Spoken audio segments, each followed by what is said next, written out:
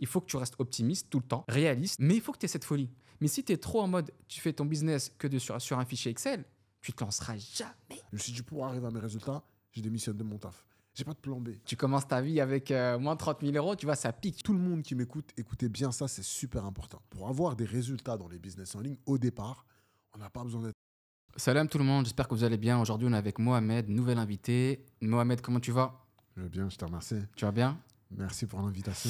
Merci à toi d'avoir accepté l'invitation. Donc, on a déjà échangé ensemble il y a quelques jours, je crois que c'est la semaine dernière. La semaine dernière. Ouais, et j'ai grave kiffé nos échanges. Et je trouve qu'on peut apporter beaucoup de valeur aux gens qui peuvent nous regarder à travers cette vidéo. Présente-toi rapidement pour ceux qui ne connaissent pas. Tu as fait plusieurs millions de vues sur les réseaux sociaux. Ouais. Je pense qu'il y en a qui te connaissent, mais il y en a qui ne te connaissent pas peut-être. Moi, c'est Mohamed K sur les réseaux sociaux. Ça fait quelques temps maintenant que je suis dans les business en ligne. Je me suis lancé dans les business en ligne il y a 5 ans maintenant. Ouais, il y a 5 ans.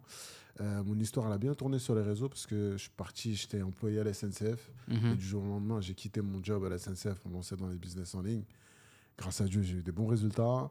Et j'ai commencé au fur et à mesure que j'ai eu des résultats, commencé à partager un peu sur les réseaux sociaux, amener un peu de motivation, etc. sur les réseaux sociaux. Et ça a bien pris, mes comptes ont bien pris. J'ai fait pas mal de vues, comme tu l'as dit tout à l'heure. Et donc, voilà. En venant ici, j'ai regardé ta dernière vidéo qui expliquait ton histoire, tu vois, mon histoire. Et franchement, il y avait une partie de la vidéo qui m'a fait vraiment rire. C'est quand, bon, je vais pas spoiler, mais c'est quand tu as écouté un conseil d'un gamin de 18 ans, tu vois. Franchement, elle m'a bien fait rire. Et la question que j'aimerais te poser, c'est effectivement, tu avais une bonne situation, tu étais à la SNCF. Je pense que c'est, on va dire... Une bonne situation, tout est relatif. Dans le sens où je te parle au niveau de la sécurité, tu vois. C'est-à-dire que les gens, à l'époque, tu étais à la RATP, tu étais à la SNCF, tu avais ton CDI, tu pouvais fonder une famille, tu vois. Donc, je pense que même moi, à l'époque, j'avais ma période RATP, je voulais rentrer en tant que chauffeur de bus, tu vois. Ça s'est pas fait pour aborder ce sujet plus tard. Mais qu'est-ce qui a fait que tu avais envie d'aller plus loin, d'entreprendre? Je pense que ça, c'est des trucs qui sont un peu au fond de nous, déjà. Ouais. Il y a des gens qui sont entrepreneurs un peu dans l'âme. Je pense. Il y en a d'autres un peu moins. Mais surtout que, en réalité, c'est pas vraiment une planque. On réalise peut-être après. Quand on n'y est pas, on veut rentrer parce qu'on se dit qu'on est dans une planque. Mais une fois qu'on est en terre, on réalise qu'en fait, on a du mal à joindre les deux bouts. En fait, on est plus en train de s'enterrer plutôt que le nom, une planque. Je pense qu'il est bien choisi, tu vois. Ouais, c'est au sens propre du terme. Au sens propre du terme. En fait, tu es en train de creuser et que tu remets la terre au-dessus de toi pour te planquer. Mais en soi, c'est compliqué. Tu peux pas joindre les deux bouts. C'est dur financièrement, entre guillemets. Et de deux, il n'y a pas de... Je vais dire, comment dirais-je? Moi, j'ai estimé avec le temps, et je pense que la lecture m'y a beaucoup aidé avec le temps, c'est que si tu es dans un job qui ne te permet pas de t'améliorer au fil du temps, par rapport à tes objectifs, par rapport à ta vision de la vie, eh ben, tu n'es pas au bon endroit. Tu vois. Et moi, j'estimais qu'un terrain à la SNCF, à vendre des tickets, ça ne m'apportait rien. Personnellement, ça ne me permettait pas d'avancer. Ça ne me rendait pas riche non plus. Tu vois. Donc, je n'avais pas réellement d'intérêt d'y être et j'avais l'impression de pouvoir faire mieux. Est-ce que tu penses que le fait que justement les business sont arrivés là, ces 5 dernières années, ça a permis à beaucoup de gens de se lancer dans l'entrepreneuriat? Parce que l'entrepreneuriat, ça existe depuis des années, tu vois, avant même les business sur Internet, tu vois. Est-ce que tu penses que ça a forcément aidé, probablement aidé les gens à se lancer dans le business? Parce que là, on parle du business de manière générale. Parce que je me dis, tu penses il y a 10, 15, 20 ans, tu vois, même s'il y avait forcément des métiers qui n'étaient pas forcément attirants, et il n'y avait pas forcément d'évolution intellectuelle, bah, tu ne te lances pas dans l'entrepreneuriat comme ça, tu vois. Je pense que c'est compliqué, tu vois. Et toi, donc tu as choisi le e-commerce, c'est ça? Tu as commencé avec le e-commerce? En soi, pour répondre à ta question, moi, je pense que les business en ligne ont facilité la possibilité de pouvoir entreprendre dans le sens où la barrière à l'entrée est beaucoup plus faible. Exactement. Avant, pour pouvoir se lancer dans l'entrepreneuriat, il fallait ou avoir un bon budget, avoir un bon capital, ou du réseau. D'accord. Le bon prénom, peut-être. Le bon prénom, peut-être. Je ne sais pas comment ça se passait en fonction de tes objectifs, mais c'était très difficile d'entreprendre. Aujourd'hui, la barrière à l'entrée, elle est beaucoup plus fine. Et moi, j'aime beaucoup dire ça, c'est que dans les business en ligne, la chance qu'on a, c'est que la seule barrière à l'entrée, c'est ta détermination. C'est vrai. Dans les autres business, tu dois avoir, même tu peux être déterminé, tu peux avoir toute la dalle que tu veux, eh ben, c'est très compliqué. Aujourd'hui, lancer un business dans le physique, même, tu as toutes les cartes en main, même ça va, à partir de quand tu vas commencer à avoir du bénéfice? Tu vois, à chaque fois que je vois un mec qui monte un resto, tu vois, je me dis, le gars, il a dû investir au moins entre 150 et 200 000 euros. Minimum. Il a même pas fait un couvert, tu vois. Et quand je compare avec les business sur Internet où, allez, franchement, je vais augmenter la moyenne pour comparer. Tu commences avec 10K, par exemple, t'es très bien, tu vois. Moi, je me rappelle, j'ai commencé avec 2K, tu vois. J'ai envoyé ma première commande en Chine en 2016-2017, 2000 euros, tu vois. Et ça m'a permis après d'évoluer, tu vois. Et c'est vrai que quand tu compares avec d'autres secteurs d'activité, c'est ridicule, en fait. C'est ridicule. Par rapport à ce que tu peux gagner. Par rapport à ce que tu peux gagner. Par rapport à ce que tu peux faire, c'est ridicule. Et comme tu l'as dit, un resto, il va investir entre 150, au minimum 150K. Il n'a même pas encore fait un seul couvert. Et même dans le meilleur des cas, il sera limité au nombre de couverts qu'il a. Oui. Ouais. Si il veut faire plus, il est obligé d'ouvrir d'autres restos, ouvrir une franchise. Toi, demain, tu veux faire plus, t'injectes plus dans ta machine. Exact. Et si tu veux, les dimensions sont tellement énormes si je dois comparer en termes de charge de travail, en termes de tout, que tu dis les business en ligne aujourd'hui, elles ont redistribué les cartes. Mais d'une manière qui est folle en fait. Parce que aujourd'hui, on le regarde. Par exemple, aujourd'hui, on est à Dubaï. Le nombre de personnes qu'on voit aujourd'hui qui ont gagné énormément d'argent, qui vivent une vie dans... Ça, c'est extravagant même. Aujourd'hui, qu'ils le peuvent avec les business en ligne. Combien auraient pu le faire si il n'y avait pas eu les business en ligne? Aujourd'hui, avec les réseaux sociaux, et ça m'a marqué la dernière fois, j'en parlais avec ma femme, c'est les gens qui voyagent en jet privé, les gens qui voyagent même avant, les footballeurs, les joueurs de basket, qui gagnent énormément d'argent. Ils n'avaient pas ce train de vie. Ça veut dire qu'aujourd'hui, avec les business en ligne, tu as un train de vie même plus élevé que des joueurs de foot, que des gens de trucs. On ne réalise pas les cartes à quel point elles ont été redistribuées ces dernières années avec les business en ligne. Et quand on voit que la seule chose qui te permet de te lancer, c'est ta dalle, eh ben on se dit, qu'est-ce qu'on fout? Je pense que c'est... En fait, plus tu es dedans, plus tu te rends compte des opportunités de dingue, tu vois. Et plus tu te dis, mais en fait, je pense qu'il y a plein de choses qui ont accéléré tout ça. La première, je pense que le Covid, il a dû vraiment bien accélérer tout ça. Il y a les outils aussi qui sont de plus en plus simples à utiliser. Franchement, honnêtement, c'est entre, je sais pas moi, Shopify qui a facilité énormément l'accès aux boutiques en ligne. Il y a plein de choses qui font qu'aujourd'hui, les accès, par exemple, aux plateformes comme Alibaba, AliExpress, tout ça, etc. À l'époque, moi, j'étais pas commerçant avant, mais il fallait aller en Chine, commander des conteneurs, etc., etc. Donc, je pense qu'il y a beaucoup de choses qui ont facilité le business et les gens se lancent de plus en plus jeunes, tu vois. Je pense que c'est l'offre et la demande aussi. Les outils deviennent plus faciles et se développent plus rapidement et essaient de plus en plus faciliter les débutants parce qu'il y a de plus en plus de débutants et ils ont de la demande, donc forcément ils s'adaptent. Selon toi, est-ce que tout le monde peut devenir entrepreneur? Franchement, c'est une question que je me pose beaucoup ces derniers temps, dans le sens où tout le monde peut devenir entrepreneur, mais tout le monde n'est pas entrepreneur. C'est bizarre à dire, mais en soi, entreprendre, c'est quoi pour toi? Pour moi, déjà, c'est... je pense qu'il faut déjà avoir des... Tu disais tout à l'heure, il faut avoir quelque chose à l'intérieur, tu vois. C'est-à-dire qu'à un moment donné dans ta vie, peut-être avant de créer un vrai projet, tu vois, tu as dû faire quelque chose. Faire quelque chose pour moi. Faire quelque chose, débrouillard, tu vois. Débrouillard dans le sens où, moi, tu vois, mais dans ma famille, j'étais un peu on me qualifiait comme le feignant, tu vois. Mais c'était pas feignant, c'était qu'en fait, je cherchais une technique pour mieux faire les choses, tu vois. Tu vois ce que j'optimisais la chose que je voulais faire, tu vois. Et la vue d'extérieur, c'est que, en fait, non, il est feignant, il veut pas faire cette chose. Non, j'optimisais le truc, tu vois. Et pour moi, entreprendre, c'est justement, c'est d'entreprendre quelque chose, d'avoir envie de le faire, même si tu n'as pas les résultats que tu vas avoir dès le départ, mais que tu es convaincu que ce que tu fais, tu vois, ça peut apporter de la valeur à des gens et tu sais que tu peux le faire ça toute ta vie, tu vois.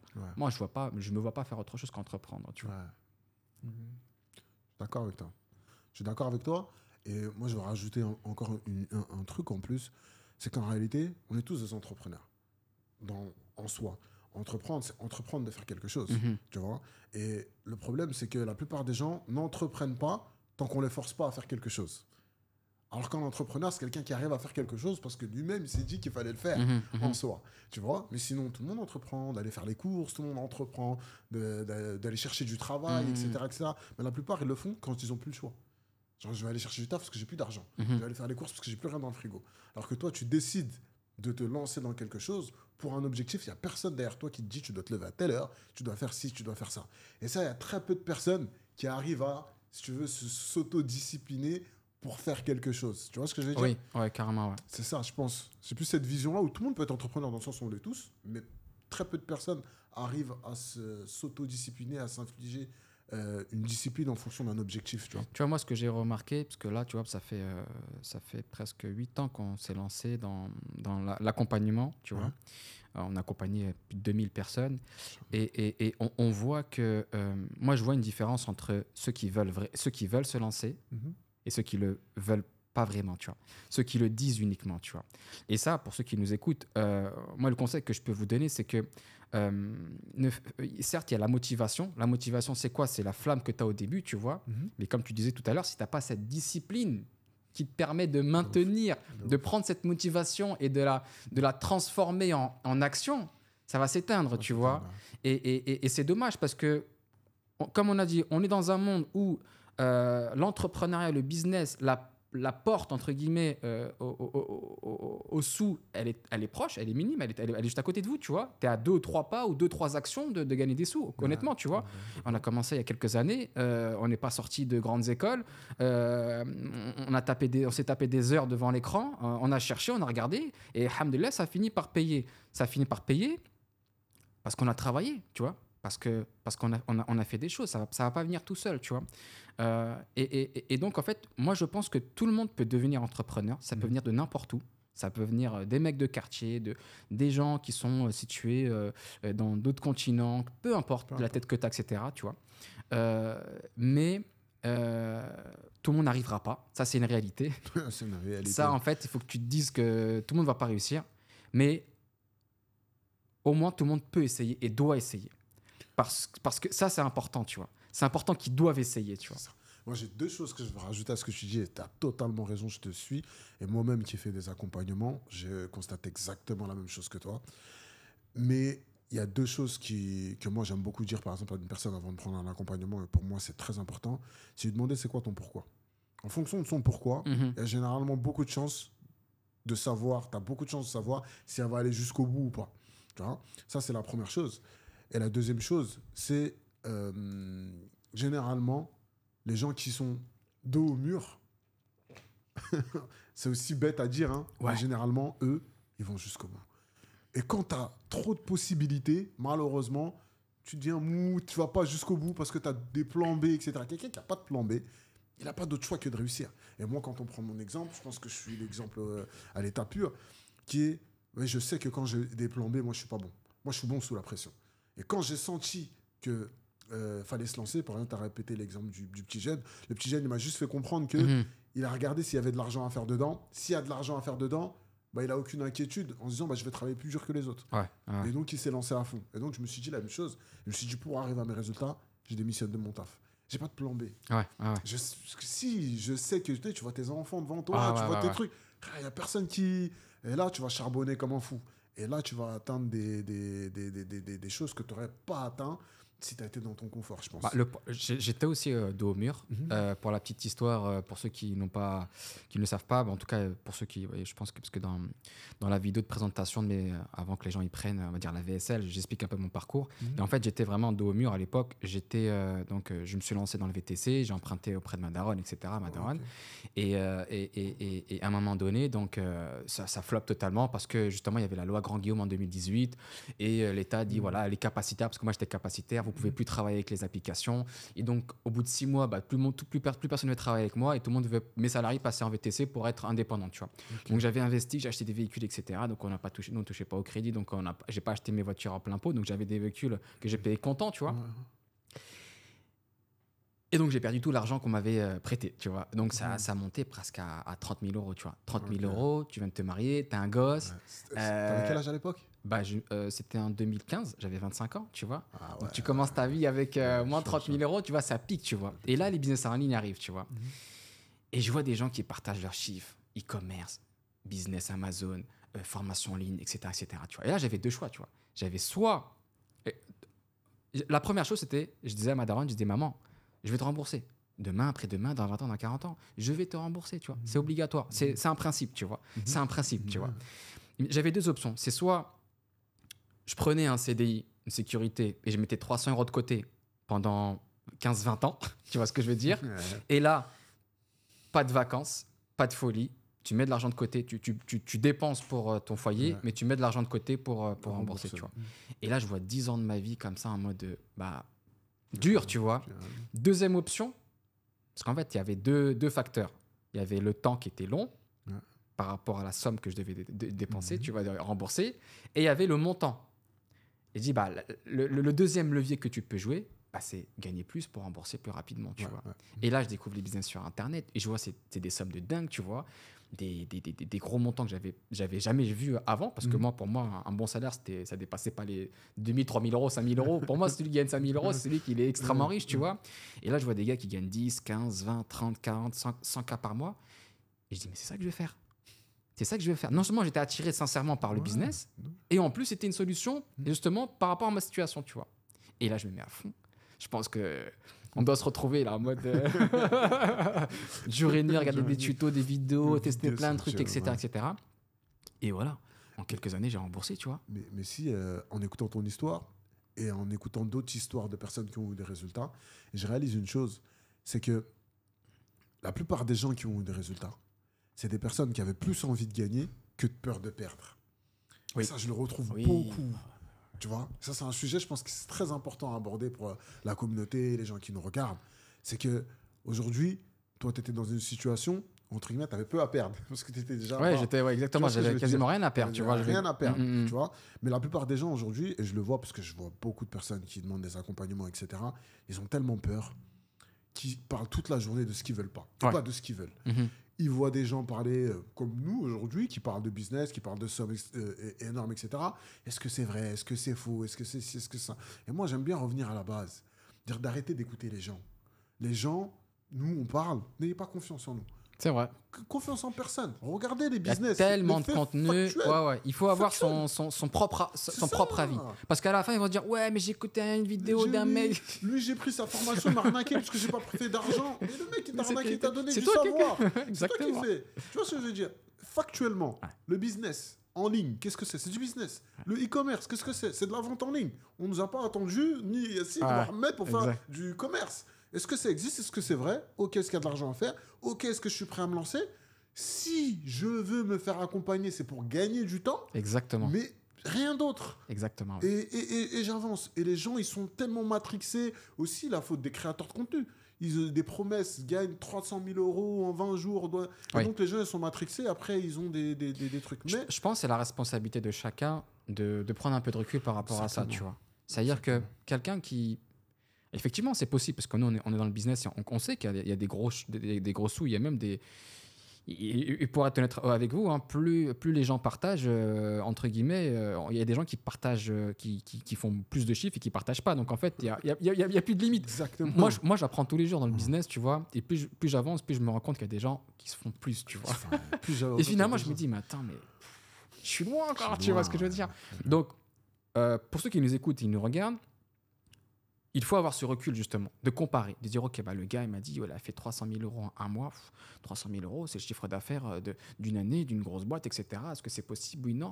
Et plus il va se former au business en ligne, plus il va se rendre que c'est possible via les différents paramètres que tu peux vendre dans le monde entier. Tu peux vendre plusieurs produits, tu peux vendre dans plusieurs langues. Du coup, en fait, tu peux vendre 24 heures sur 24 toute l'année. Mais finalement, on fait 300 000 € en un an ou même en un mois. C'est normal, quoi. C'est pas un truc de ouf, tu vois. Et donc, je pense que c'est la responsabilité de chacun de prendre un peu ses responsabilités. Tu vois, les gens qui regardent YouTube, ils ont, si tu as moins de 18 ans, je peux comprendre que tu fais des erreurs, mais si tu as plus de 18 ans, si tu as 20, 35, 40 ans, tu dois avoir ce recul et se dire, OK, le gars, il faut bien faire la différence entre le métier de créateur de contenu, qui permet d'attirer les gens via des techniques, des stratégies, parce que nous, on est dans un peu la création de contenu, tu vois, via des miniatures qui donnent envie de cliquer, via plein de trucs. Et entre guillemets, OK, j'ai cliqué, j'ai compris, il fait du chiffre avec le e-commerce. Contrairement, comme tu disais, le e-commerce, c'est quoi? C'est de l'achat-revente sur Internet. OK, comment on fait? sur quelle plateforme on se source, quelles sont les stratégies marketing, etc., etc., etc. Là, tu as enlevé, entre guillemets, toutes les paillettes et tu es arrivé dans le dur. Tu regardes les chiffres du e-commerce, de la FEVAD, c'est la Fédération du e-commerce de la vente à distance en France. Quels sont les chiffres, la croissance, quelles sont les catégories de produits qui se vendent le plus, etc., etc. Là, tu parles sérieusement, tu vois. Et finalement, en fait, il y a peu de personnes qui vont vraiment prendre le business de manière sérieuse, tu vois. En fait, même, j'ai envie de te dire, ils vont même pas aller jusque-là. Parce que moi, personnellement, je ne l'ai pas fait. Je pense pas que toi aussi, tu l'as fait. Arrivé à un moment, tu vas le faire. Mais en soi, moi, je reviens un peu au truc du pourquoi est-ce que des petits jeunes se lancent dans les business et ont plus de résultats que des mecs qui ont 30 ans. C'est l'exemple parfait que j'aime bien donner. Pourquoi ? Parce qu'un petit jeune, il a 17-18 ans, tu lui dis, écoute, tu vas gagner 500 000 euros par mois en faisant du e-commerce. Il dit, vas-y, comment ? Il n'a pas assez de recul. Oui. Et donc, il va y aller et il va le faire parce qu'il est encore naïf. Et il va y aller, il va peut-être pas faire 500 000, mais à force, il va peut-être en faire 50 000. Il va en faire 100, il va en faire 200, 300. Après, on va lui dire, bah écoute, mais t'as payé tes impôts. Il va dire quoi ? C'est quoi des impôts ? On va lui donner le numéro d'un bon comptable. Le comptable va dire, t'as investi dans l'immobilier ? Il va dire non. Il va dire, vas-y, tiens mon numéro. Et de là, 3 ans après, il a un stade, le petit 18 ans, qui est très truc parce que de fil en aiguille, il l'a fait. Tu vas aller voir un mec de 30 ans, tu lui dis, vas-y, tu vas faire 300 000 euros. Il va te dire, frère, tu connais les impôts, toi ? Tu connais si, c'est pas possible pour ci, c'est pas pour ça. Il va te donner tous les facteurs que son vécu lui a apporté qui empêche d'arriver là, tu vois. Et malheureusement, il va pas se lancer. Ce que j'ai vu, c'est que effectivement, plus tu as des choses à perdre, plus tu as peur de te lancer. Parce que tu as un bon taf, par exemple. Tu as une bonne situation. On va dire, plus tu n'as rien à perdre, plus tu te lances. Et plus tu as des choses à perdre, plus tu te lances pas. Il y a deuxième chose aussi. Après, deuxième chose, c'est il ne faut pas trop réfléchir. En fait, je reprends l'idée que tu as pris avec le gars du jeune.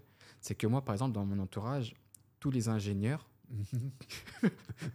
ils se posent 1000 questions avant de se lancer, tu vois ce que je veux dire ? Totalement. Il y a une grosse partie où en fait, je pense que dans l'entrepreneuriat, tu as une grosse partie de flou et de folie, tu vois. Si tu n'as pas cette partie de flou et de folie, tu n'avanceras pas. Exactement. Il faut que tu restes optimiste tout le temps, réaliste, mais il faut que tu aies cette folie, tu vois. Mais si tu es trop en mode, tu fais ton business que sur un fichier Excel, tu te lanceras jamais. Jamais. Ouais, et comme tu disais, et si, et... Non, c'est bon, abandonne, tu vois. Abandonne, tu vois. Et il y a une chose que je voulais rajouter, c'est tout à l'heure, tu as dit la part de folie et l'autre, mais aussi le vécu. Le vécu, ça peut être un défaut pour nous. Arrivé à un certain âge. Comme je te l'ai dit tout à l'heure, un mec qui a 30 balais, qui a eu son vécu, qui a eu ses expériences, tout ça, il n'a pas la même vision que quand toi, quand tu avais 25 ans. Ouais. Tu vois, 10 ans après, aujourd'hui, et si tu avais fait 10 ans dans le charbon à la RATP, frère, tu aurais du bagage. Hein. Quelqu'un vient, il te montre une vidéo avec des gros chiffres. Tu vas dire, oh là, ce menteur, moi, ça me fait 3 années de salaire. Ah oui, carrément. Et malheureusement, nos bagages à nous, ils nous causent du tort, tu vois. Ça, c'est la première chose. Et la deuxième chose, j'ai oublié en parlant. La deuxième chose, c'est... ça me reviendra, mais ouais, clairement, le vécu, ça nous cause du tort, tu vois. En fait, je pense que... effectivement, je pense qu'il y a une part d'orgueil qui est peut-être pas malsaine, tu vois. C'est que effectivement, moi, j'ai des personnes qui me contactent, qui ont donc grosses études, etc., arrivés à 40-50 ans, bien placés, etc. À la fin, ils se disent que, voilà, entre guillemets, on a vendu un process qui était pas forcément... tu fais des études, bac plus 5, tu trouves un bon taf et après, à la fin, tu seras heureux, tu vois. Finalement, c'est pas le cas pour la plupart des gens, tu vois. En tout cas, pour une bonne partie des gens, tu vois. Et ils me contactent, ils me disent, voilà, Yacine, voilà, j'aimerais me lancer, etc., tu vois. Et effectivement, c'est dur pour quelqu'un qui a passé des années faire des études, des années à serrer des mains, à passer à des réunions, à parler, à écouter un mec qui vient de sortir de nulle part, il dit, voilà, tu peux faire tant d'argent, tu vois. C'est difficile, je pense, à accepter, tu vois. Exactement. Ça t'est revenu, je pense. Ouais, ça m'a revenu. Dès que tu me l'as dit, ça t'est revenu parce que je voulais revenir sur un point, quelque chose, tu as dit, on réfléchit trop, et c'est le problème des gens. Et ça, je dis, c'est un problème. Mais c'est également un plus pour énormément de personnes. Okay. Moi, par exemple, quelqu'un qui réfléchit beaucoup, parce que j'aime ça, et j'aime beaucoup résoudre des problèmes. C'est un avantage comme un inconvénient. Si je n'avais pas cet avantage-là, j'aurais fait beaucoup plus d'argent. Beaucoup plus. Pourquoi ? Parce que tout le monde qui m'écoute, écoutez bien ça, c'est super important. Pour avoir des résultats dans les business en ligne, au départ, on n'a pas besoin d'être intelligent. On a besoin de faire l'autiste. Si tu es un autiste, tu arrives à te programmer, à faire et à refaire quelque chose jusqu'à que tu aies des résultats, tu auras des résultats. Même tu es grave con. Et c'est dire que... non, mais c'est une réalité. Combien de personnes on a vu aujourd'hui, et moi le premier, j'apprends de personnes qui, de prime abord, ils n'ont pas l'air d'être si techniques que ça. Ils n'ont pas l'air d'avoir inventé l'eau chaude. Mais... Ils charbonnent, ils refont, ça fait 5 ans qu'ils font, ils refont la même chose. Et donc, ils ont des résultats, mais de fou. Et donc, moi, apprenez-moi à faire comme vous. C'est et tellement moi, vrai. je vais être là, je veux parler avec lui, je vais te rentrer des trucs techniques que moi, j'ai appris parce que j'aime ça. Mais frère, je fais moins d'argent que toi. Parce que je fais pas assez l'autiste. Et ça, c'est des choses que je me force à faire maintenant. Je me dis, ça y est, tu vois, t'aimes beaucoup. C'est comme t'aimes le foot par passion.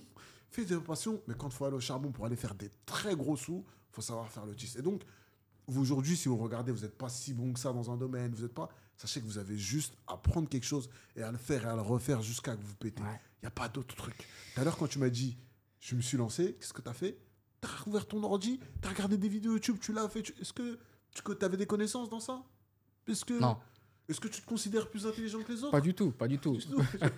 J'étais très moyen à l'école, tu vois. Et mais en fait, je pense qu'il faut comparer le business. En fait, ce qui est bizarre, hein, c'est que l'argent, le business, faire de l'argent, après la religion, bien sûr, c'est une chose très, très, très importante parce que ça te fait nourrir ton foyer, ça te fait nourrir... Tu payes ton loyer avec, tu remplis ton frigo, tu fais plein de choses, en fait. Tu vois, tu peux avoir des problèmes, malheureusement, des problèmes d'argent qui font des problèmes dans la famille, etc. etc. C'est tellement important. Mais dans la vie d'un foyer, sur la liste des priorités, c'est en dernier. Tu vois ce que je veux dire? Il n'y a pas d'éducation financière, tu vois. Il y a zéro éducation financière. On ne parle pas d'argent. On ne regarde jamais notre compte. On ne fait rien pour gagner plus. Alors que l'argent, c'est un des moyens qui permet d'améliorer son confort de vie, etc., etc. Ce que je veux dire par là, c'est que je pense qu'il y a j'étais en train de comparer le business avec d'autres secteurs d'activité, enfin d'autres domaines. C'est comme le sport, tu vois. Demain, si tu veux être musclé, il faut aller à la salle tous les jours. Il faut bien manger, il faut bien dormir. C'est simple, les gens savent bien, tu vois. C'est simple. Pour aller à la salle, il faut suivre un programme. Pour être en bonne santé, il faut suivre un programme. Pour, je sais pas moi, si tu as des objectifs religieux, pour apprendre par exemple le Coran, bah, tu suis un programme, tu suis un professeur, etc. Tu veux perdre du poids, bah, tu sais ce qu'il faut faire. Tu veux, je sais pas moi, tu veux faire ce que tu veux. Il y a des étapes. Pourquoi le business, tu arrives comme ça, tu dis, bon, je vais me lancer au hasard et on verra ce que ça donne. Non. C'est comme tout. En fait, je pense que ça dépend aussi de l'éducation. C'est une éducation financière, mais dans tout. Par exemple, toi, aujourd'hui, avec le temps, ça arrivait maintenant. La dernière fois, on avait un échange, je me dis, je me suis lancé dans ça, j'ai pris un coach. C'est dans ta manière de réfléchir aujourd'hui, dans ton éducation. Est-ce que ça aurait été la même il y a 10 ans? Alors, tu vois ce que je veux dire? C'est pour ça que je pense que ça va beaucoup avec les personnes qu'on développe, mais moi, ça me fait penser au sport. D'ailleurs, j'étais à la salle de sport, par exemple, et ça arrive tout le temps, on le voit tous. Un mec, il arrive, il fait tous les exercices, il fait toutes les machines, il se regarde dans le miroir, il rentre chez lui. Ouais. Il sait pas ce qu'il fait, il a juste dit je veux aller à la salle et il le fait. Et ça, il y en a dans tous les domaines, il y en aura toujours. C'est qu'il y a des gens, ils veulent faire des choses, mais ils cherchent pas à savoir bien faire. Ils disent juste je veux faire et ils essayent. Et après, ils vont rentrer, ils vont dire c'est nul le sport. Exactement. Ça marche même pas en fait. Et après, on va parler un peu au niveau des statistiques.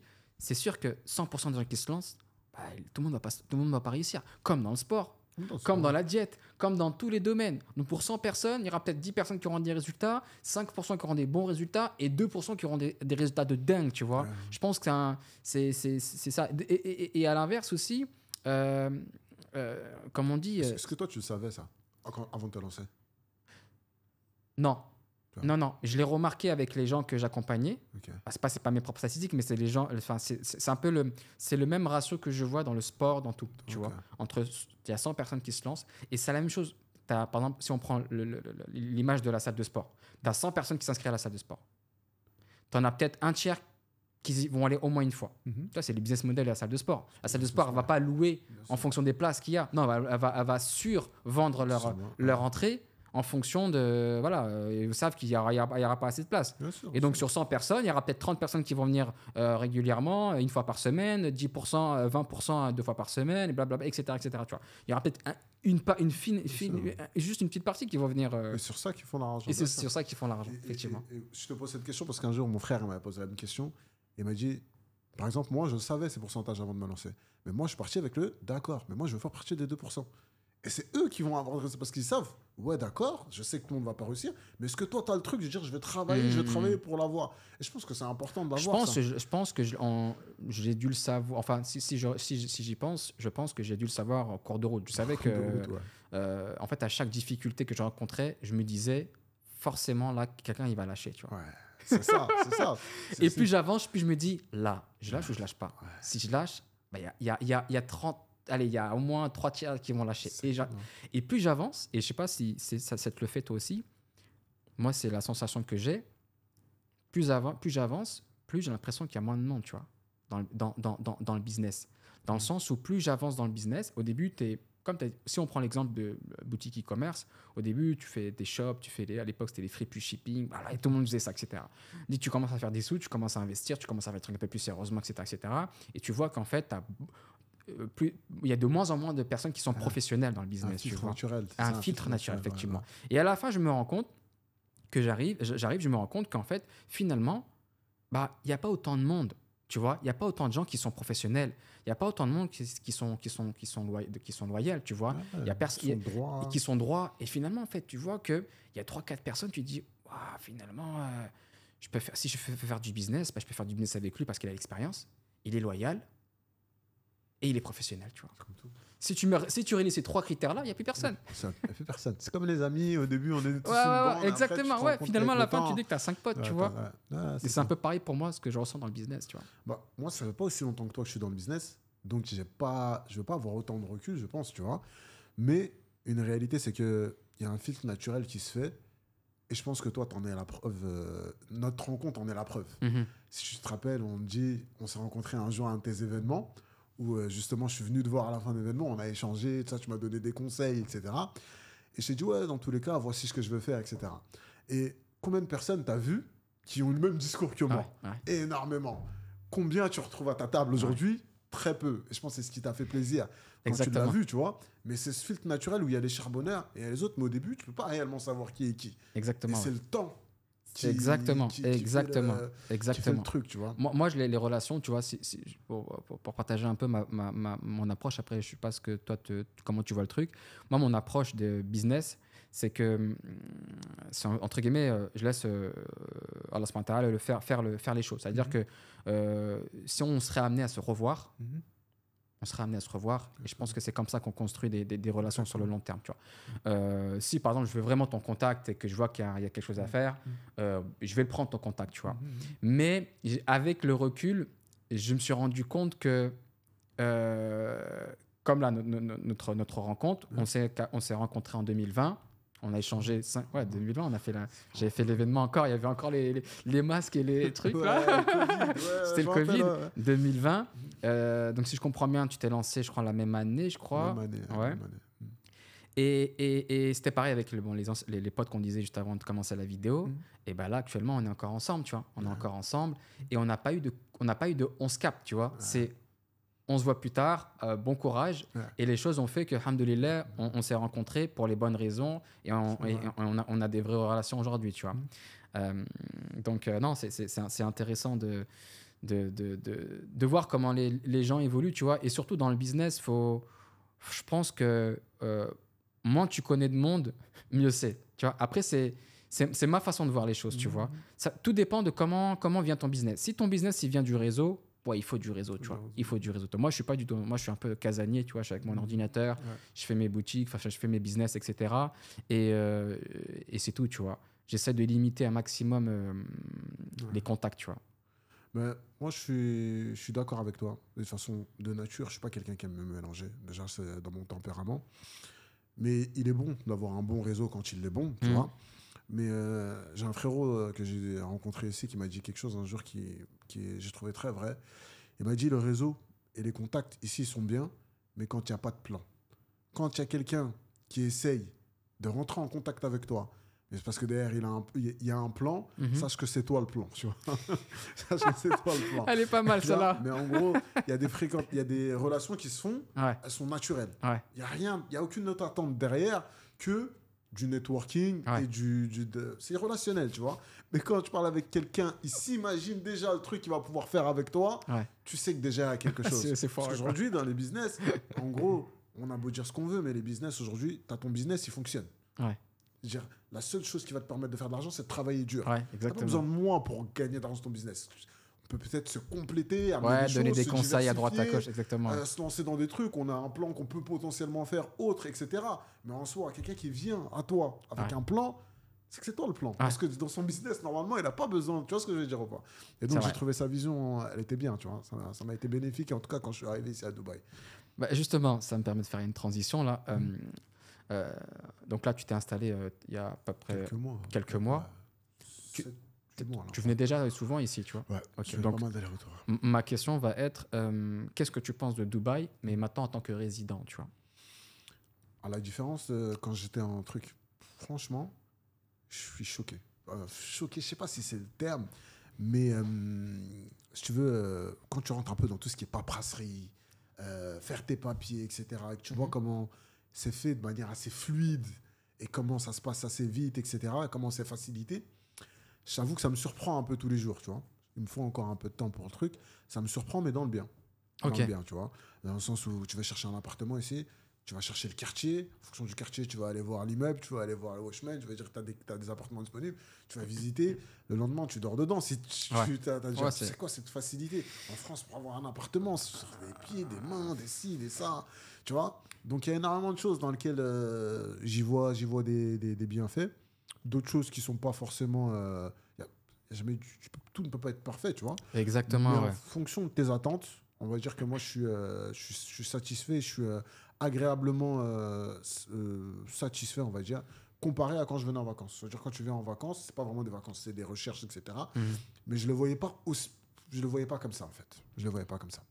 Moi, là, ce qui est très paradoxal, c'est que je me suis installé en 2020 et c'est la première fois que je suis venu ici à Dubaï, c'était en 2016, pendant les vacances. Tu vois. Je suis venu avec ma femme ici et j'avais ce rêve de venir pays à musulman qui est en plein développement, etc., etc. On est venu en plus en été, il faisait lourd, mais on a kiffé quand même. Tu vois. Donc quand tu viens en été et que tu kiffes, c'est que c'est bon signe, tu vois.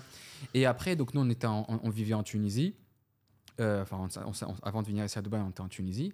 Et avant de venir, voilà, quand je savais que j'allais venir, j'étais en train de préparer mon installation, je rêvais, tu vois, je me disais, ça va être bien. Je passe de la France à la Tunisie. La Tunisie, c'était très, très bien, etc. Et là, quand tu passes de la Tunisie aux Émirats, à Dubaï, tu vois, tu passes à un pays développé, vraiment qui sont axés vers le futur. Et la première semaine, j'arrive, je fais mes papiers, etc. Je me dis, mais qu'est-ce que je fous là? Je me dis, mais je suis dans quelle ville, tu vois? Et j'ai détesté. J'ai eu un contraste entre ce que je voulais et ce que j'ai eu la première semaine, tu vois. Parce que la première semaine, je suis arrivé, j'ai fait mes papiers, je suis allé à l'hôtel, etc. Pourquoi? En fait, cette ville, elle est très spéciale. En fait, je me suis rendu compte, parce que moi, je passe, comme je dis, de la Tunisie, un pays populaire où ça bouge, etc., ça discute, tu vois, tu votes sur la mosquée, il y a les vendeurs, etc., etc. Et Dubaï, tac, tac, tac, tu fais ta vie. Et je suis arrivé, entre guillemets, j'ai préparé mon installation seul. Donc, j'ai pris à l'hôtel pendant 1 mois, j'ai fait mes papiers, j'ai laissé ma famille en Tunisie. Et donc, j'ai fait tous mes papiers tout seul, etc. Donc, j'avais pas de contact avec les gens, etc., etc. Et en fait, c'est pas que j'ai pas aimé Dubaï, c'est juste que la première semaine j'ai pas aimé, la deuxième semaine j'ai encore mieux aimé et ainsi de suite. Et moi là actuellement, chaque mois, chaque année, j'apprécie plus ce pays-là. Tout ça pour dire qu'en fait pour moi Dubaï s'apprécie avec le temps. Parce que en fait tes critères vont être des fondamentaux pour une famille. La sécurité, le service, la religion, la pratique de la religion, le business. Donc, en fait, tout ça, c'est ancré dans la vie de Dubaï, tu vois. Et quand ta vie, c'est religion, famille et business, en fait, tu vois que cette ville-là, elle est adaptée à ta situation, tu vois. Et tu kiffes de plus en plus, tu vois. Et je te suis, et je pense que toi, ça va te parler, mais peut-être pas à d'autres. Et ça, je veux bien le souligner, parce qu'aujourd'hui, avec la vision des influenceurs, eh ben, tout le monde fabule et il y a une vision de Dubaï, tu vois.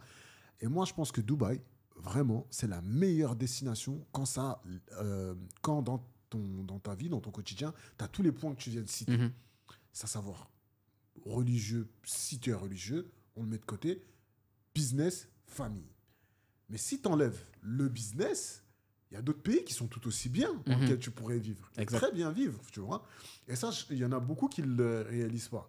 Mais s'il y a le business, je ne pense pas que tu peux trouver mieux que Dubaï aujourd'hui pour te développer. Et ça, c'est ma femme qui me l'a dit. Il y a une réflexion que j'ai trouvée très pertinente, qui m'a dit, dans un pays où 90% des gens sont des expatriés, viennent du monde entier, ou parce que c'est des entrepreneurs, ou parce que les boîtes sont venues les chercher pour qu'ils travaillent. Il y a une certaine mentalité. Et en fait, dans un endroit où tout le monde vient d'un endroit différent, avec des mœurs différentes, avec une vision différente, avec des emplois différents, la seule chose qui nous réunit, il n'y a pas de mœurs propres à ce pays. La seule chose qui nous réunit, c'est la mentalité. C'est un pays qui est orienté autour d'une mentalité. Et c'est fort ce qu'ils ont fait. C'est fort quand même.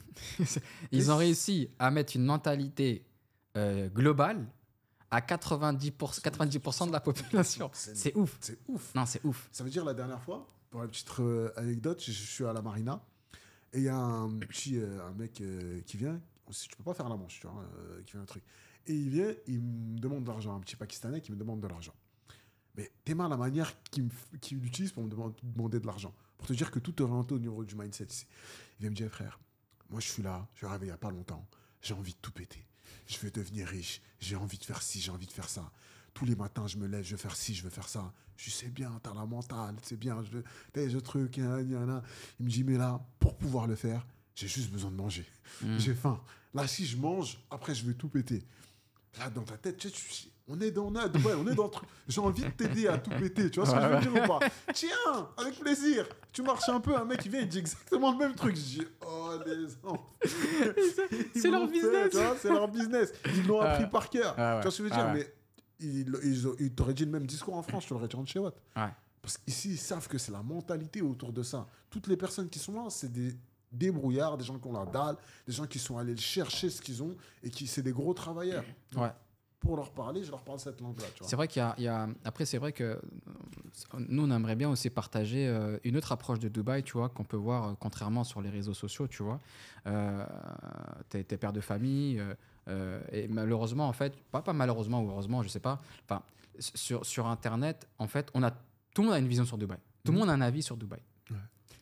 Tout le monde. C'est un truc de ouf, Et en fait, moi, ma conclusion, c'est... Et malheureusement, c'est 90%. Alors les statistiques que je donne sont basées sur aucune recherche.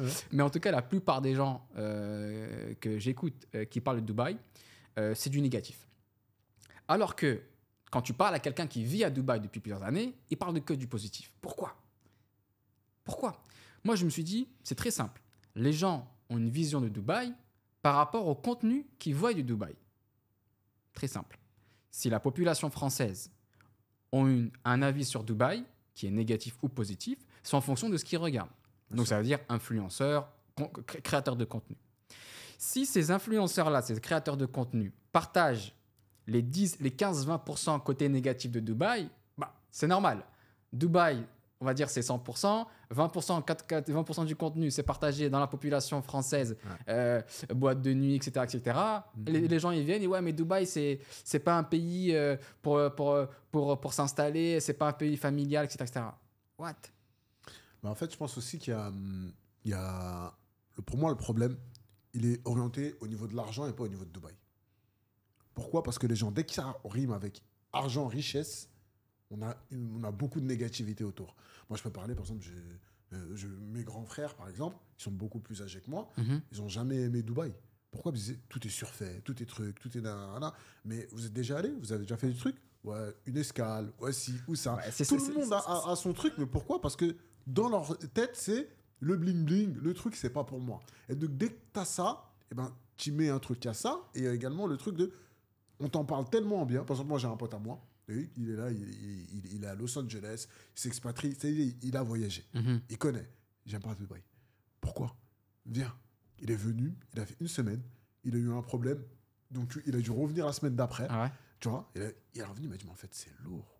C'est lourd. Bah, ça veut dire que, conclusion, enfin, moi en tout cas, ce que je vois, c'est que la plupart des gens qui ont un avis négatif sur Dubaï, c'est la plupart des gens qui ont, dans le meilleur des cas, ont fait une escale où ils sont restés une semaine, mais la plupart, ils sont jamais venus, tu vois.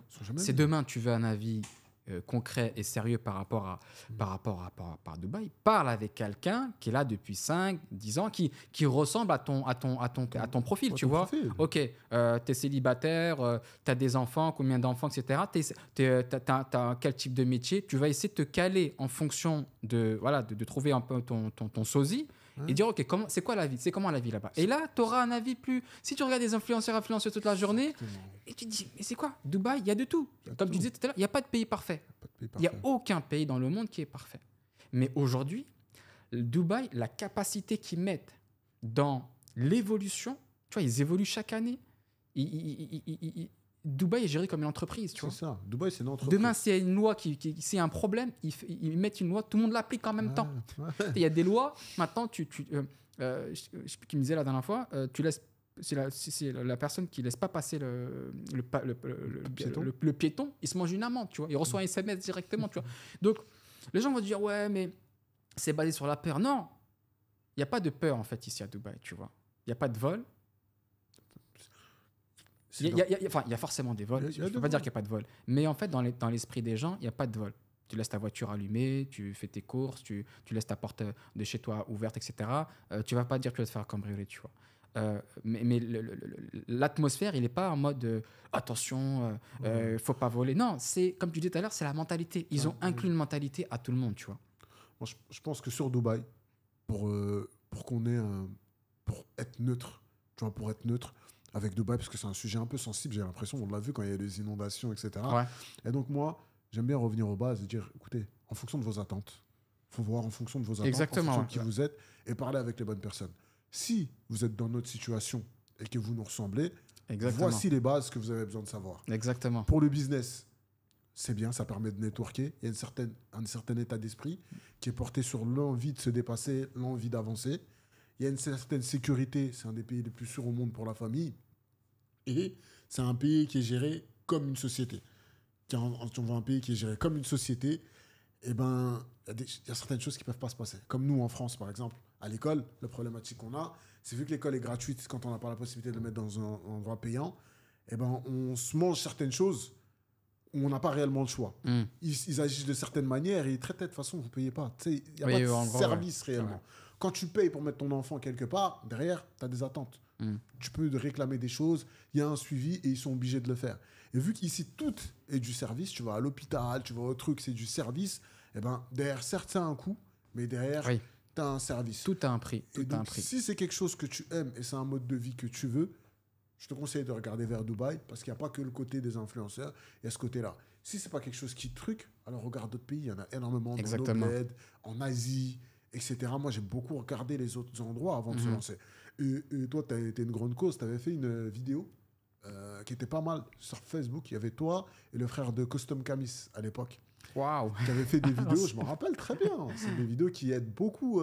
Et aujourd'hui, c'est pour ça que j'essaie de faire un maximum de vidéos aussi, parce que c'est des vidéos, on ne réalise pas l'impact qu'elles peuvent avoir. Parce que quand nous, on est là derrière notre écran, on se dit, moi, j'aimerais bien ça. Mais tu n'as aucune connaissance de ce qui se passe à l'intérieur. De voir des gens qui l'ont déjà fait, qui disent, bah, écoute, ça, c'est à peu près le prix des appartements. Ça, c'est à peu près le prix des écoles. Ça, c'est à peu près le truc pour des darons comme nous, qui ont des vrais projets. Bah, c'est intéressant, ça. Et toi, tu avais fait une vidéo sur ça, où tu montrais un peu le truc où tu étais, etc., qui était très bien. Et le frère Custom Camis, que je salue également, que je ne connais pas personnellement, mais qui a beaucoup apporté, et que j'avais contacté à l'époque pour créer des camis, une marque de camis, c'est une vidéo où il parlait un peu de l'immobilier. Je me souviens de ces vidéos, Comment voir au niveau de la plus-value. Ouais, c'est un ancien, et c'est vrai qu'il a apporté beaucoup. Et d'autres créateurs de contenu, et effectivement, il y a plein de gens que j'ai rencontrés qui m'ont dit, bah, tu sais quoi, moi je suis là parce que j'ai vu cette vidéo-là, etc. Et c'est hyper intéressant, et tu as raison, dans le sens où tu ne peux pas connaître l'impact que ça peut avoir, et tu ne le sauras jamais, de toute façon. Et ce n'est pas le but de le savoir. Et c'est pas le but de savoir. Dernier sujet que je voulais voir avec toi, rien à voir, on n'a jamais abordé ce sujet-là. Est-ce que tu as vu le reportage de Inoxtag? Non. Non, tu l'as pas vu? Je l'ai pas vu. J'ai vu passer, j'ai vu qu'il avait fait énormément de vues, etc. Mais j'avoue que j'ai pas vu. Et pour dire la vérité, je sais pas c'est qui. C'est-à-dire, c'est pas notre génération. C'est pas notre génération. C'est un influenceur très connu en France et qui sort du monde du gaming, tu vois. Okay.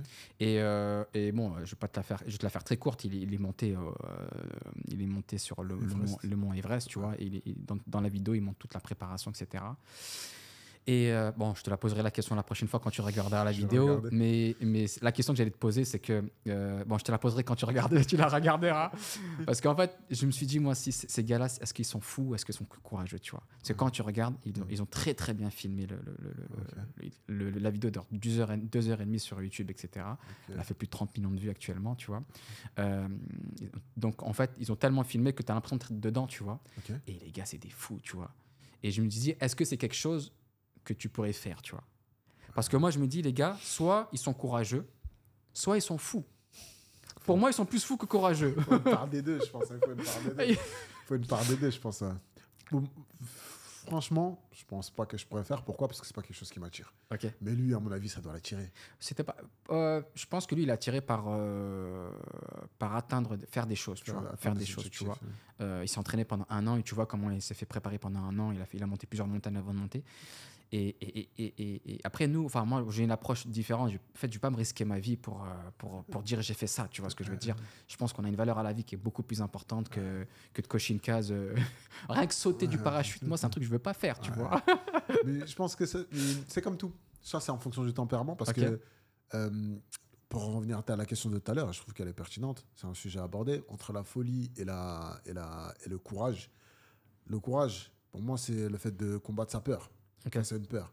La folie, c'est le fait de ne pas réaliser le projet, tu vois. C'est des extrêmes en soi, tu vois. C'est un peu ce qu'on disait au début, c'est un peu la vision de l'entrepreneur, tu vois. Il faut qu'il ait un équilibre entre le courage, tu vois. Et la folie. Et la folie, Si tu n'as pas cette part de folie, par exemple, je pense qu'il faut de la folie. Je pense qu'un entrepreneur, il a besoin de cette part de folie, tu vois. Cette part de folie. À quel niveau? C'est-à-dire que si tu devrais... jamais parler pourcentage, tu vois, mais pas, tu vois.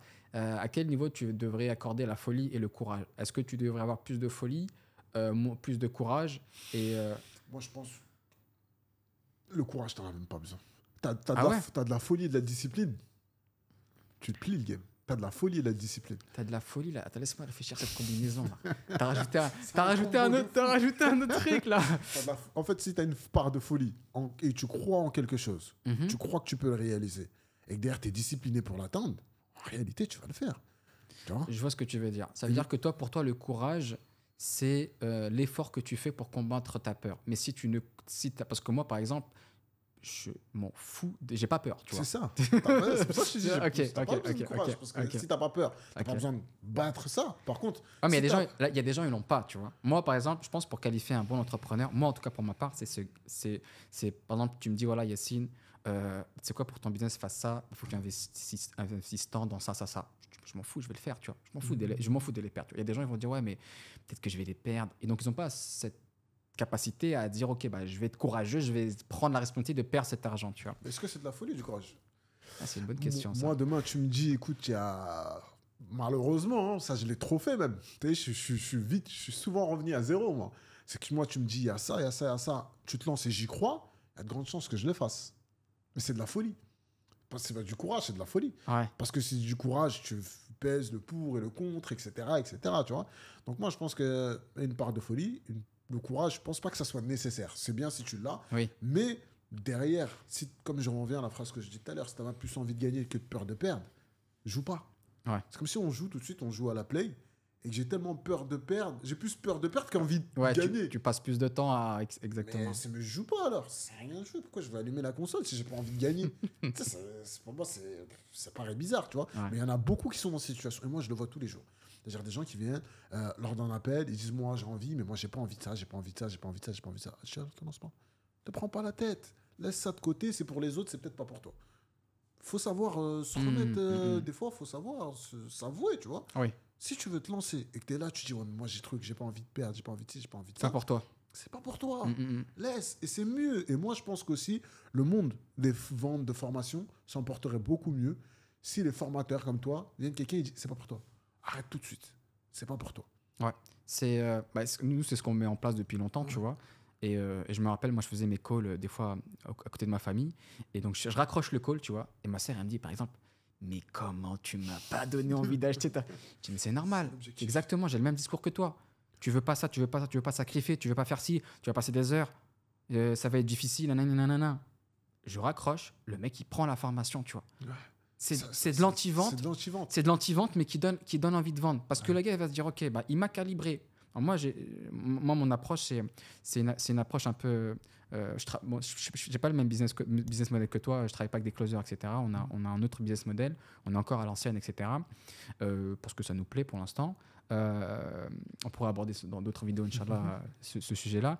Mais ouais, l'anti-vente qu'on fait, bah, ça nous permet derrière d'avoir des gens hyper déter, tu vois, plus qualifiés, tu vois. Et on pourrait faire du marketing agressif et ramener plus de monde, mais après ça serait ingérable, tu vois. Et surtout par rapport à la personne en soi, c'est pas bon, tu vois. C'est que nous on dit OK, tu veux le faire, ça va être ça, tu veux te lancer, c'est parti. Tu veux pas te lancer, reste là-bas, tu vois.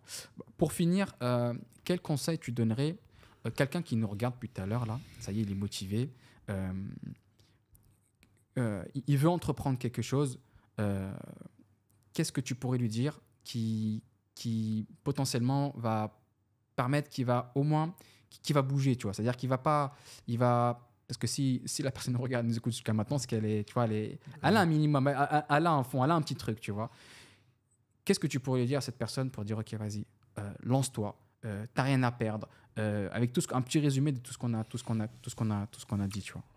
Alors, si j'ai un conseil moi que j'aimerais donner, je te lance au casse-pipe là. Ça, c'est quelque chose qu'on me demande souvent, donc ça va. C'est que ce que moi je conseille de faire, c'est de prendre une feuille, un stylo, tracer un trait au milieu de la feuille et de noter toutes les peurs que tu vas avoir, toutes les choses qui pourraient arriver si tu te lances. Je pourrais perdre mon argent, je pourrais faire ci, note tout. En détail, même dans les trucs qui te font le plus peur. Et à droite, tu notes tout ce qui arrivera si tu te lances pas. Tout ce qui arrivera, quoi qu'il arrive, si tu te lances pas. Et tu notes tout. Tu resteras, tu vas travailler jusqu'à la fin de ta jour, tu n'auras pas de retraite, tu vas faire ci, tu vas faire ça. Tu notes tout. Et tu verras qu'à la fin, si tu as réellement fait l'exercice, il y a plus de choses qui te font plus peur du côté droit de la feuille que du côté gauche. Et là, tu sais ce que tu as à faire, entre guillemets, tu vois. C'est étonnant, j'ai le même exercice. Sérieux? J'ai le même exercice. Souvent, c'est un exercice que j'ai fait avant de quitter la SNCF. Waouh. Tu vois? En fait, c'est concret. C'est concret, c'est pas de feuille blanche. C'est feuille blanche. C'est liste. Aussi clair et net que ça. Moi, ce que je fais, c'est que ce que je conseille, c'est de faire 2 scénarios. C'est scénario si ton plan A fonctionne et scénario si ton plan A ne fonctionne pas. Donc, par exemple, je démissionne, je lance mon business sur Internet, je gagne tant d'euros, je vis là. OK. Si ça ne fonctionne pas, qu'est-ce que tu fais? Finalement, tu fais ton scénario et tu vraiment, même le plus catastrophique possible, tu regardes, tu dis, mais finalement, j'ai toujours un toit, je mange toujours. Et finalement, tu te dis, waouh. Autant tenter, tu vois. Même si je réussis pas, c'est pas dégueulasse, tu vois. Je pourrais toujours me le relever, tu vois. Et surtout, que les gens ne réalisent pas, c'est que pour eux, c'est blanc ou noir. Ouais. C'est où je gagne ou je perds. J'ai pas envie de perdre mes 10 000 euros que j'ai mis de côté. Mais qui t'a dit que tu allais investir 10 000 euros? Si tu sais que tu as 10 000 euros de côté, lance-toi dans un domaine où tu vas plus apprendre et c'est plus du temps que tu vas devoir dépenser plutôt que de l'argent. Cherche quelque chose qui est en fonction de toi, ton truc. Et bon, la vidéo, on va pas la faire s'éterniser, mais malheureusement, la plupart des gens n'ont pas de résultats dans les business en ligne parce qu'ils se lancent pas dans les bons business. Tout simplement parce qu'ils se lancent dans un business parce qu'un tel leur a dit qu'il y avait de l'argent à gagner. Mais il y a de l'argent à gagner dans tous les business. Partout. Il faut trouver le business qui est adapté à ta situation, à tes moyens et à ton temps. Moi, je prends des appels. Il y a des gens qui me disent Mohamed, moi, actuellement, je travaille, je fais 35 heures, je touche 1 800 euros. Je dis OK, combien est-ce que tu veux gagner en te lançant dans les business en ligne? J'aimerais bien gagner 20 000 euros par mois. OK, c'est bien, tu as de bons objectifs. Combien de temps tu es prêt à allouer à ce business-là? Je peux y laisser 1h30 par jour. D'accord. Donc, tu veux y laisser 10 heures par semaine et toucher 20 000 euros, alors qu'actuellement, tu fais 35 heures et tu touches 1 800. Tu crois que c'est magique? Ils n'ont pas compris. Il y a un problème de mathématiques, là. Et il y en a beaucoup, malheureusement, qui... Enfin, bref. Ouais. Il y a plein de sujets qu'on pourrait aborder. En tout cas, merci d'avoir participé Je t'inviterai pour une prochaine, si tu es chaud. Merci à toi de m'avoir invité. Ouais. Et je te renvoie la balle. C'est moi qui t'inviterai, j'espère, la prochaine fois. Okay. Je compte lancer un concept un peu comme ça aussi. Ok, donc, avec plaisir. Si tu veux bien. Ouais, bien sûr. J'accepte. Je mettrai les liens dans la description si tu as des liens. Et voilà, de mon côté, voilà, si vous voulez vous lancer sur les business sur Internet et que vous savez pas par où commencer, vous avez tout ça dans la description. À bientôt pour une nouvelle vidéo. Salam.